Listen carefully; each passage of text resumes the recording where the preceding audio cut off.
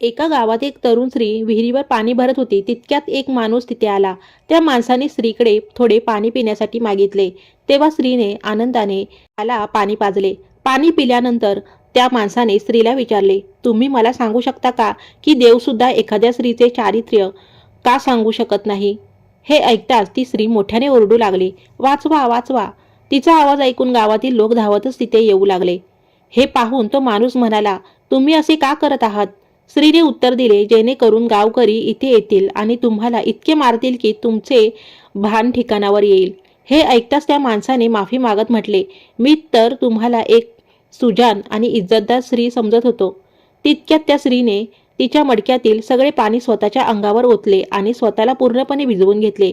गावकरी तिथे पोहोचले होते. त्यांनी स्त्रीला विचारले, काय झाले? स्त्री म्हणाली, मी विहिरीत पडले होते, पण या चांगल्या माणसाने मला वाचवले. जर हे इथे नसते तर माझा जीव गेला असता.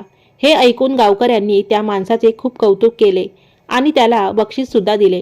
गावकरी निघून गेल्यानंतर ती स्त्री त्या माणसाला म्हणाली, आता समजले का की स्त्रियांचे चारित्र्य काय असते? जर तुम्ही स्त्रीला दुःख द्याल आणि तिला त्रास द्याल तर ती तुमचे सर्व सुख शांती हिरावून घेईल आणि जर तुम्ही तिला आनंदी ठेवाल तर ती तुम्हाला मृत्यूच्या दारातूनही बाहेर काढू शकते. कथा आवडली असेल तर लाईक नक्की करा. धन्यवाद.